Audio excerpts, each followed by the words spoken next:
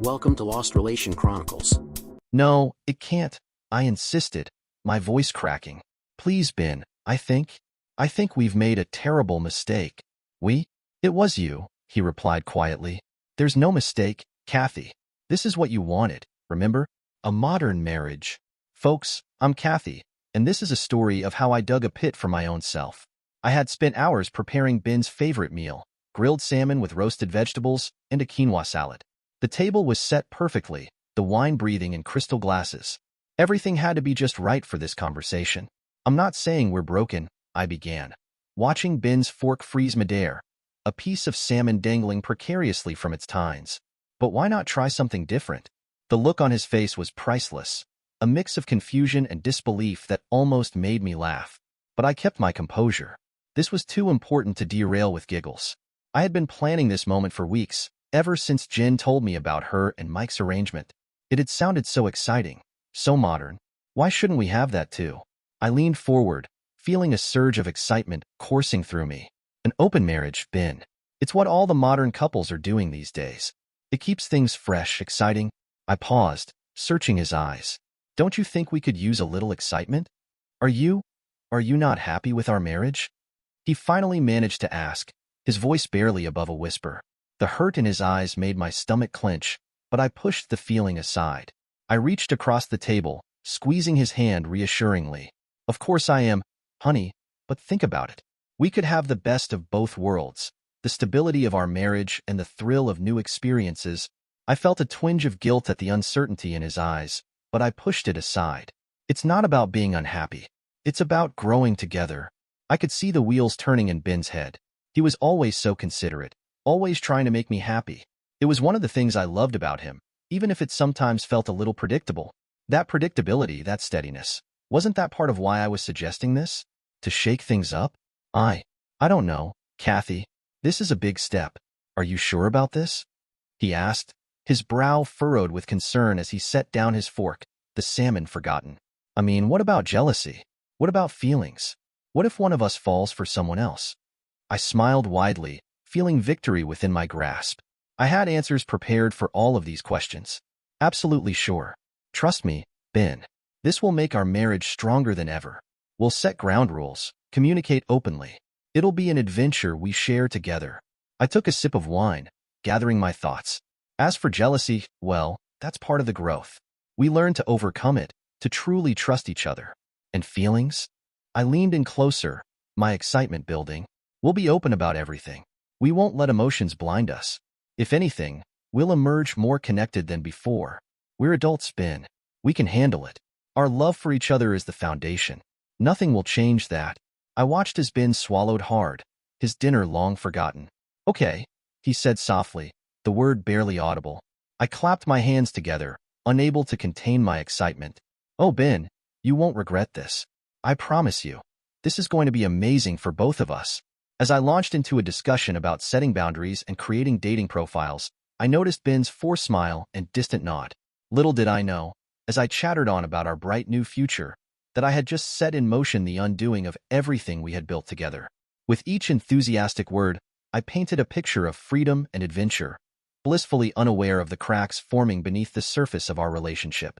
My excitement masked the unease settling in Ben's heart, a feeling I would soon come to regret overlooking. The salmon grew cold on our plates, the candles burned lower, and, somewhere in the universe, the threads of our marriage began to unravel. Guys, this is Ben, and here's my take on this mess Kathy created. It was 7:47 p.m. when I finally heard it. So, how was it? I forced a smile as Kathy walked through the door, but her excitement visibly dampened. I had spent the evening in a haze of anxiety, imagining all sorts of scenarios. But the woman who stood before me now looked deflated. Oh, it was great, she exclaimed, her voice a little too high. Jason is so interesting. Did you know he's climbed Kilimanjaro? And he has the most fascinating stories about his time in the Peace Corps. I nodded, trying to look interested while fighting the knot in my stomach. Sounds like quite a guy. I managed, the words tasting like ash in my mouth. Kathy continued, describing the restaurant, the wine, the conversation. But with each word, the disconnect between her voice and her eyes grew. She was trying so hard to sound enthusiastic, but I could tell something was off. Her gestures were too animated, her laugh a touch too loud. It was as if she were performing a role she thought she should play rather than sharing a genuinely enjoyable experience. And then we said goodnight, she finished, her voice trailing off. I watched as she kicked off her heels and slumped onto the couch, the weight of her words hanging heavy in the air. The weariness in her posture contradicted everything she just said. Part of me wanted to comfort her, to tell her it was okay if it wasn't what she expected. But another part, a part one wasn't proud of, felt a grim satisfaction. Wasn't this what she wanted? Wasn't this her idea of a modern marriage? That's great, honey, I said, the lie tasting bitter on my tongue. I'm glad you had a good time. She squared her shoulders and plastered on a smile. I have another date next week, with someone else. Variety is the spice of life, right? I nodded mutely, watching as she headed to the bathroom. As the door closed behind her, I heard the shower start running. I sank into the armchair, my head in my hands. The sound of running water mingled with the ticking clock, creating a discordant symphony of our new reality. I felt like I was trapped in a surreal play, watching Kathy take on a role that didn't fit her at all. The more she tried to convince herself that this was normal, the more I wanted to shake her and remind her of who she truly was. It was a nightmare that I couldn't wake up from, a world where everything was upside down, and I was left holding the pieces. As I sat there, listening to the water run, I made a decision. If this was the game we were playing now, maybe it was time I started participating for real. Maybe it was time I stopped being the reliable, predictable Ben that Kathy had grown so bored with.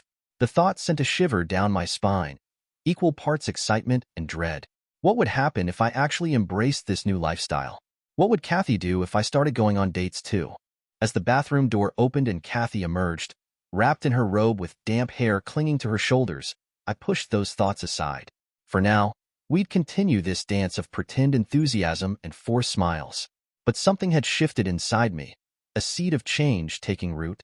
"Hey," she said, her voice softer now. "How was your evening?" I straightened up, offering her a smile that didn't quite reach my eyes. "It was fine. Just caught up on some reading." Her eyes searched mine, perhaps looking for signs of resentment or disappointment. I knew I had to play my part convincingly. "I'm glad you had fun tonight," I added, forcing the warmth into my tone. "Thanks," she replied, a hint of uncertainty creeping in. "Are you okay with all this?" "Of course," I said, shrugging it off. "We're just trying something new, right?" She smiled, but there was a flicker of something in her eyes. Maybe guilt, or perhaps a hint of worry about how this was all playing out. But I brushed it aside. The new Ben was ready to step into the spotlight, and I was curious to see how far this could go. Little did Kathy know, this game was about to become a lot more complicated. Now let's check Kathy's side. The gentle clink of weights being set down drew my attention across the living room. Ben, fresh from his workout, wiped his brow with a towel, a satisfied smile playing on his lips. I watched him from the corner of my eye, pretending to be engrossed in my book, a strange feeling settling in my chest. He seemed different these days, lighter somehow, but also more distant. When did that happen? It had been weeks since we'd started this open marriage experiment, and things weren't going as I'd planned. My dates left me feeling drained rather than exhilarated. Each time I came home, I'd put on a show of enthusiasm, but it felt increasingly hollow. The excitement I'd anticipated had given way to a gnawing emptiness. "Hey, how was your day?" Ben asked, breaking the comfortable silence that had settled between us. I looked up, momentarily startled. "Oh, it was fine," I replied, forcing a smile that felt like a mask. "Just the usual work stuff." He nodded, but I could see the concern flickering in his eyes. "You seem a bit off lately. Everything okay?" I shrugged, not wanting to reveal the confusion swirling within me. "Just tired, I guess. All this dating. It's more exhausting than I thought." His expression shifted, the hint of a smirk playing at the corners of his mouth. "Welcome to my world," he teased lightly, but there was an edge to his tone, a challenge that made my stomach twist. I wanted to roll my eyes, to dismiss his comment as typical Ben banter, but instead, I felt a pang of jealousy. Hadn't I encouraged him to embrace his own adventures? Yeah, well, maybe I'm just not cut out for it. I shot back, trying to keep my voice steady. "You seem to be handling it just fine." His smile faltered for a moment, and I regretted my sharp tone. "I'm just trying to keep things balanced," he replied, his voice softer now. "But if you're not enjoying it, maybe we should rethink this whole thing." The suggestion hung in the air between us, heavy with implication. Part of me wanted to seize the opportunity to retreat, to go back to the comfortable, predictable life we'd shared before. But another part, the part that had been drawn to this new lifestyle, felt a flicker of defiance. Maybe it's not about enjoying it, I countered, meeting his gaze. Maybe it's about exploring new things, trying to find ourselves in this mess. Ben raised an eyebrow, clearly intrigued. Exploring? Huh? And what have you found so far? I hesitated, the question making my heart race. Had I really discovered anything at all? Or was I just chasing a shadow of what I thought I wanted? I don't know, I admitted finally, my voice barely above a whisper. I guess I'm still figuring that out. His eyes softened, and for a moment, the distance between us felt less daunting. Maybe we can figure it out together, he said gently, stepping closer. I wanted to believe him, to cling to that promise of connection, but the weight of my recent experiences loomed large. Yeah, maybe, I replied, the uncertainty lingering in my words. As we stood there, a fragile understanding beginning to bridge the gap between us, I couldn't shake the feeling that we were both on the brink of something. Whether it would be a deeper connection or an irrevocable rift remained to be seen. Ben, on the other hand, seemed to be flourishing in ways I hadn't anticipated. He'd taken to the gym with enthusiasm, his physique becoming leaner and stronger, and he had even upgraded his wardrobe, choosing clothes that showcased his newfound confidence. It was as if he had tapped into a wellspring of independence that unsettled me deeply. The dependable, somewhat predictable Ben I had known was morphing into this more self-assured version of himself, and I found myself grappling with mixed feelings about this change. Hey, I called out, striving to keep my tone casual and light. Do you want to hear about my date last night? He glanced up from his phone, his expression unreadable, and replied, if you want to share. He shrugged, then turned his attention back to the screen. The indifference in his voice struck me like a physical blow, leaving a heavy weight in my chest. When had he stopped being interested in my life? When had he ceased to ask about my experiences? The distance between us felt like an abyss, and I couldn't shake the sense that something had shifted, an invisible barrier rising between us. As I stood there, trying to gauge his reaction, I couldn't help but wonder how we had arrived at this point. The excitement I had hoped to gain from our arrangement was fading, replaced by an unsettling sense of isolation. I recalled the early days of our open marriage, when he would listen with a forced attentiveness, his discomfort evident in his furrowed brow and tight shoulders. Now, he seemed utterly unbothered by my attempts to share, and somehow that felt worse. It's fine, I said, my voice small and hesitant. Nothing special. Ben nodded absently, his attention clearly locked on whatever was happening on his screen. A surge of frustration coursed through me. I wanted to scream, to shake him, to demand that he engage with me. But I didn't. I couldn't. This was what I had asked for, wasn't it? The freedom to explore, to seek out experiences beyond the confines of our marriage. I just never anticipated that it would feel so profoundly lonely. I've got a work outing later this week, Ben said suddenly, looking up at me with a glimmer of enthusiasm. Might meet some new people. My stomach twisted at his words. Oh, I managed to say, striving to keep my voice steady. The thought of him mingling with new faces, possibly sharing moments and connections that I wasn't part of, sent a wave of unease through me. I forced a smile, but inside, a storm was brewing. The irony of my desire for an open marriage was not lost on me. In seeking freedom, I had unwittingly created distance between us, and now, the very thing I had envisioned as a path to fulfillment felt like a road leading to isolation. Anyone in particular? I asked, trying to sound casual, though my heart raced in anticipation. He shrugged again, a small, enigmatic smile tugging at the corners of his lips. Maybe. We'll see. As he turned back to his phone, a feeling of unease washed over me, as if the ground beneath my feet had shifted. The balance between us had changed irrevocably. Ben wasn't merely going along with my plan anymore. He was fully embracing it, and that realization terrified me more than anything else could. I forced a smile, even though he wasn't looking. Well, have fun, I said, my words tasting like ash in my mouth. Turning away, I fought back tears, my chest tightening with a heavy mix of dread and sorrow. In that moment, a startling clarity hit me. I was losing him. The very thing I had hoped would bring us closer was instead creating an insurmountable distance. I could feel the walls closing in, the echoes of laughter and warmth between us fading into silence, leaving behind the chilling realization that I was no longer the center of his world. And the worst part? It was entirely my fault. I had swung open this door, convinced it would lead us to excitement and personal growth. Instead, it was pushing Ben further away from me, creating a chasm I couldn't seem to bridge. Now let's check Ben's side. The soft glow of my laptop screen illuminated the darkened living room, a stark contrast to the restless silence enveloping the house. It was well past midnight, but sleep remained elusive, my thoughts tangled in a web of regret and uncertainty. A faint noise from the bedroom caught my attention. Kathy was tossing and turning, her restlessness palpable in the stillness of the night. I wondered if she was dreaming about her dates, reveling in the excitement she had once claimed to feel. Or perhaps she, too, was lying awake, wrestling with the consequences of the choices that had brought us here. With a sigh, I turned back to the screen, finally typing out a message to someone I had been chatting with, Maria. She was funny, intelligent, and most importantly, she wasn't Kathy. As I hit send, a rush of guilt and exhilaration surged through me. Maria and I had been talking for weeks now, and although nothing physical had happened yet, I couldn't deny the connection we'd formed. She made me feel seen and appreciated in a way that had been missing from my relationship with Kathy for far too long. Suddenly, the bedroom door creaked open, and I quickly minimized the chat window. Kathy padded into the living room, rubbing sleep from her eyes, her hair tousled and her expression still hazy from sleep. Ben, what are you doing up so late? She asked, her voice thick with fatigue. I forced a casual smile, my heart racing as I tried to appear nonchalant.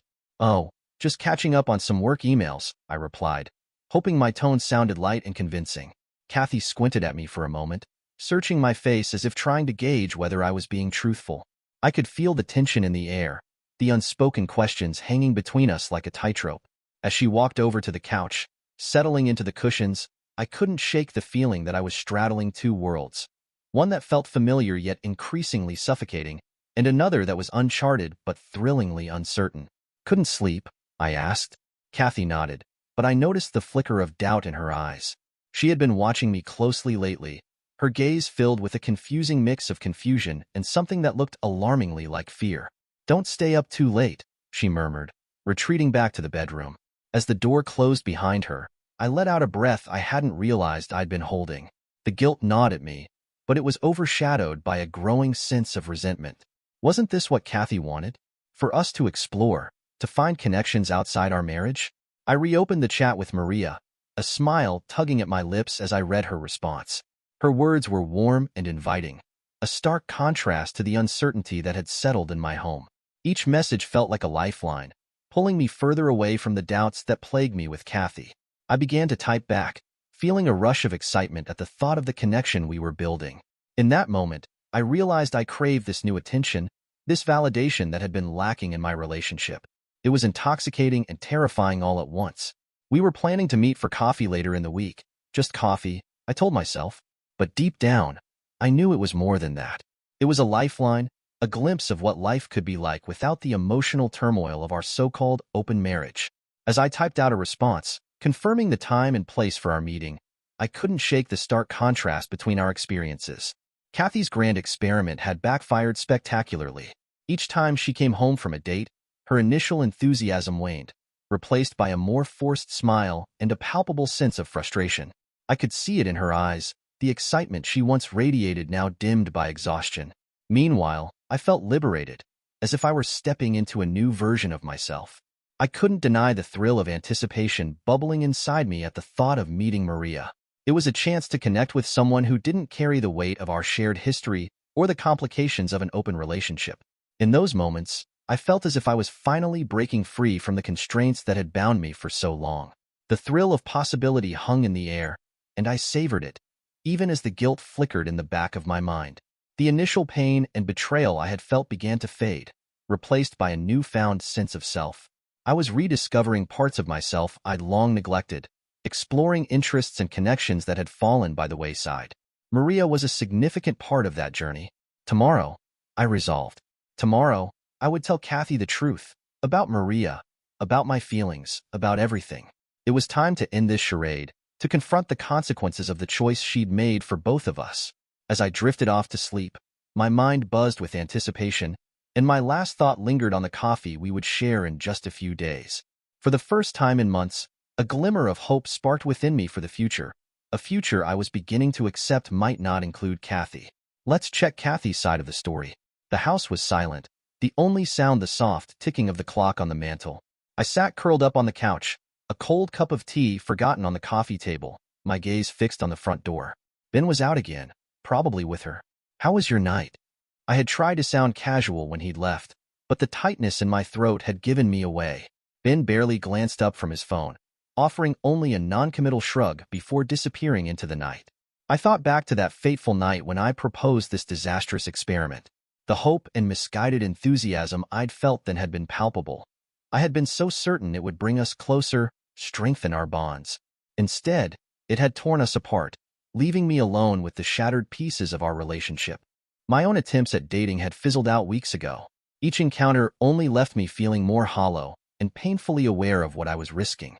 The excitement I had hoped for had turned into an overwhelming sense of loneliness, a feeling that seeped into every corner of my life. But Ben had flourished. The shy, somewhat passive man I had married had been replaced by someone confident, someone who no longer seemed to need me. The sound of a car pulling up jolted me from my reverie. My heart raced as I heard the key in the lock and the door swung open to reveal Ben. He looked happy, relaxed, everything I wasn't. "You're still up," he said, surprise coloring his tone. There was no guilt in his voice, no attempt to explain his late arrival. When had that changed? I couldn't sleep, I murmured, searching his face for any sign of the man I had once known. "Ben, can we talk?" he sighed, running a hand through his hair. "It's late, Kathy. Can't this wait until morning?" "No, it can't," I insisted, my voice cracking under the weight of my emotions. "Please, Ben," I pleaded, my heart pounding in my chest. "I think we've made a terrible mistake." He met my gaze, his expression unreadable. It was you," I whispered, the weight of his words pressing down on me. "There's no mistake, Kathy," he said quietly, his tone laced with resignation. "This is what you wanted, remember? A modern marriage. Freedom to explore." Tears welled up in my eyes as I tried to find the right words. "But it's not what I want anymore. Can't we just go back? Forget this whole thing ever happened?" Ben's laugh echoed through the quiet room, hollow and devoid of warmth. "Go back? To what, Kathy? To you being bored? To me being taken for granted? No, I don't think we can go back." His words hit me like a physical blow, and I stood frozen, watching helplessly as he turned and walked toward our bedroom. No, his bedroom now. The door closed behind him with a soft click, but it might as well have been a gunshot for the finality it represented. I sank back onto the couch, tears streaming down my face, each drop a reminder of the choices I had made. The enormity of what I had done, of what I had lost, overwhelmed me. I had opened Pandora's box, and now I had no idea how to close it. The echoes of our shared laughter, the warmth of his touch, the sense of security I had once taken for granted, they all felt like distant memories slipping through my fingers. The vibrant hope I had clung to when proposing this experiment had been replaced by a suffocating dread. I curled into myself, the silence of the house amplifying my grief. It was a stark reminder of how quickly things could unravel. What had I been thinking? The freedom I had sought had turned into isolation, and the bond we once cherished was now frayed and fragile. Now let's check Ben's side. The tension in the air was palpable as I walked into our living room. No, my living room. Kathy sat on the couch, her eyes red-rimmed and puffy from crying. It was clear she had been through the ringer again, and part of me, buried deep beneath layers of resentment and newfound independence, ached to comfort her. But that part was easily silenced now. "We need to talk." My voice was calm, steady, and I could see Kathy's heart sink even before I finished the sentence. She knew. Of course, she knew. She wasn't stupid, just misguided.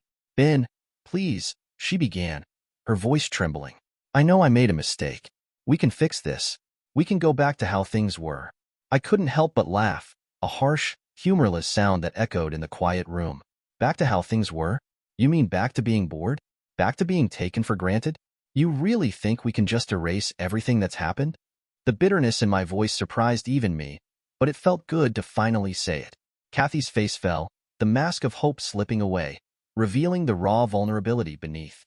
I thought it would help us grow," she stammered, desperation creeping into her tone. "Grow?" I shot back. "All it's done is push us apart. You wanted to explore, and look where that's led us. You've turned this into a circus, and I'm just supposed to sit back and watch." She opened her mouth, but no words came out. I could see the realization dawning on her, The chasm between us was not something we could simply leap back across. We can go back together, she moaned. That sounded harsh and unfamiliar, even to my own ears. Go back? There's no going back, Kathy. You saw to that the moment you decided our marriage wasn't enough for you. She flinched as if I'd struck her, and I felt a twinge of guilt. That's not fair, I thought. I had believed it would bring us closer, make things exciting again. Exciting, I repeated, the word tasting bitter on my tongue. Well, congratulations. You certainly made things exciting, just not in the way you planned. The weight of my words hung heavily in the air, a reminder of the path we'd taken, a path she had insisted on exploring. I could see the hurt in her eyes, the recognition that our reality had shifted irrevocably. Ben, I never meant for it to go this far, she said, her voice barely above a whisper. I thought we could handle it. I thought we were strong enough. Strong enough? I echoed, incredulous. You thought that opening our marriage would strengthen us? You traded in our intimacy for a few nights out with strangers. Kathy shook her head, tears spilling down her cheeks. I thought it would bring the spark back, make us feel alive again. I didn't realize how much it would hurt you, or me. The raw honesty in her words cut through the bitterness, and for a moment, I felt the urge to soften. But I quickly steeled myself. And look where it got us, I said, my voice colder now. You're lost, Kathy. We both are. And I don't think we can find our way back. She opened her mouth to respond, but no words came. Instead, she looked at me, her expression a mix of sorrow and resignation. I knew then that the chasm between us had widened, and there was no bridge to cross it anymore. I moved to the bookshelf, running my fingers along the spines of the books we'd collected over the years. Each title brought back memories of evenings spent curled up together, lost in stories and laughter on lazy Sunday afternoons. Those moments felt like they belonged to someone else now, a faded echo of a past that seemed increasingly distant. I found someone, I said, turning back to face her. Someone who appreciates me for who I am, who doesn't need to spice things up or experiment with our relationship. Kathy's face crumpled at my words, fresh tears spilling down her cheeks. Ben, no. Please. I love you. We can work through this. I'll do anything. For a moment, I allowed myself to really look at her. The woman I had once promised to love for better or for worse. She looked small and broken. Her vulnerability laid bare before me. The familiar warmth I once felt for her began to battle with the resentment that had taken root over these past few weeks. Kathy, I said softly, the words catching in my throat. You don't understand. This isn't just a bump in the road. It's a fundamental shift in who we are, in what we wanted. I can't go back to pretending everything is okay. Not when I've finally found someone who makes me feel alive. Her shoulders slumped, and she wiped her tears with the back of her hand, desperation in her eyes. But we can rebuild. We can find a new way to be together. Just give it time. Please, Ben. I shook my head, feeling the weight of her words pressing down on me. Time isn't going to change the fact that you wanted something different. You pushed for this, Kathy, and now it's too late. The finality of my words hung in the air, a heavy silence settling between us. I could see the flicker of hope dimming in her eyes, and it pained me more than I wanted to admit. But I knew deep down that the connection we once shared had been irrevocably altered, and no amount of longing or promises could restore what was lost. But the pity I felt was overshadowed by a cold resolve. This was her doing after all. It's over, Kathy, I said, my voice firm and unwavering. I'm done with this farce of a marriage. I'm done pretending that what we have is enough. You opened this door, and now I'm walking through it. But our vows, she whispered, clinging to the last shreds of our shared past. We promised. Vows. I cut her off, a harsh laugh escaping me. You shattered those vows the moment you suggested this open marriage. You can't pick and choose which parts of our commitment matter, Kathy. It doesn't work that way. Her face fell, and I saw a flicker of realization wash over her. The weight of her choices pressed down on her like a suffocating blanket, and I wondered if she finally understood the implications of what she had set in motion. You don't have to do this, she pleaded, her voice trembling. We can still find a way back. Back to what? I shot back, anger boiling just beneath the surface. To a life of uncertainty and disconnection? To pretending that everything is fine while we drift further apart? I can't go back to that. She opened her mouth to argue, but no words came. Instead, she looked at me as if trying to decipher the man standing before her. The man who had once been her partner, her confidant, now felt like a stranger. Ben, she said finally, her voice barely above a whisper. I didn't realize. I thought we could handle this. I thought it would bring us closer. Closer? I echoed, bitterness lacing my tone. It did the opposite. It revealed all the cracks in our foundation. You wanted excitement, but what you've done is drive a wedge between us. I can't ignore that. Silence enveloped us, heavy and oppressive. Kathy's shoulders slumped, her defenses crumbling. I felt a mix of satisfaction and sadness as I watched her face twist with regret. This was the consequence of her choices, and while I wished it didn't have to be this way, I couldn't take it back. I was done pretending that this was a path we could walk together. I'm sorry, she finally said, her voice barely audible. I never meant for it to end like this. Neither did I replied, but deep down, I knew it was too late. The door had closed behind me, and there was no turning back now. I moved to the door, my hand resting on the knob. I'll be staying with Maria for a while. I'll have someone come by to pick up my things. Maria. Kathy's voice was barely audible, broken and hollow. You're leaving me for her? I turned, fixing her with a steady gaze. I'm not leaving you for her, Kathy. I'm leaving you for me. Maria is just a new beginning, one I never would have found if you hadn't been so determined to modernize our marriage. The irony wasn't lost on me. Kathy's grand experiment, meant to strengthen our bond, had instead given me the strength to break free, to discover a version of myself I never knew existed. Please, Kathy sobbed, reaching out to me. Don't do this. I'll do anything. We can go to counseling. We can. I stepped back out of her reach, the distance between us now feeling insurmountable. Counseling won't fix this, I replied, my voice firm but laced with sadness. This isn't something that can be patched up with therapy sessions or promises. It's about what we've become, two people living separate lives under the same roof. Her eyes glistened with tears, but I couldn't allow myself to be swayed. I wanted to believe in us, she said, her voice cracking. I thought we could make it work, that this would make us stronger. Stronger? I echoed, feeling a rush of frustration. It has only shown us how weak our connection truly was. We were clinging to something that no longer existed, and this was the wake-up call. I can't pretend any longer, Kathy. I won't. The silence hung heavily in the air, and I could see the realization settling in her eyes. She knew I was serious. The hope she had clung to began to fade, replaced by the stark reality of our situation. Ben, she said, her voice small. I never meant for things to end like this. I know, I replied, my heart aching for the past we had shared. But it's time for both of us to face the truth. This isn't working, and it hasn't been for a long time. We owe it to ourselves to find happiness, even if that means letting go. It's done, Kathy. I hope you find whatever it is you're looking for. I hope this modern approach to love brings you all the excitement you craved. Goodbye. With that, I walked out the door, closing it firmly behind me. I could hear Kathy's muffled sobs through the wood, but I didn't turn back. I couldn't turn back. The Ben who would have comforted her, who would have forgiven her misguided attempts at spicing up our marriage, no longer existed. As I walked to my car, where Maria waited with a supportive smile, I felt a weight lift from my shoulders. The guilt, the resentment, the pain of the past months, it all fell away, replaced by a sense of possibility, of freedom. Kathy had wanted a modern marriage. Well, she got one, just not the one she had imagined. And as I drove away, leaving the remnants of our life together behind, I couldn't bring myself to feel sorry for her. After all, this was the path she had chosen. I was simply following it to its logical conclusion. The modern marriage experiment was over, and in its wake, a new Ben emerged, stronger, more confident, and finally truly free. The road stretched out before me, an open canvas waiting to be filled with new experiences and connections. As I glanced at Maria, her eyes sparkling with understanding, I knew I had made the right choice. For the first time in months, I felt light, unburdened by the expectations and limitations that had once defined my life. The future was uncertain, but it was mine to shape.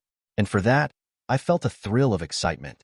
I had stepped out of the shadows of my past and into the bright light of possibility. Whatever lay ahead, I was ready to embrace it. Dear listeners, please share your thoughts in the comments section below and don't forget to like, share, and subscribe.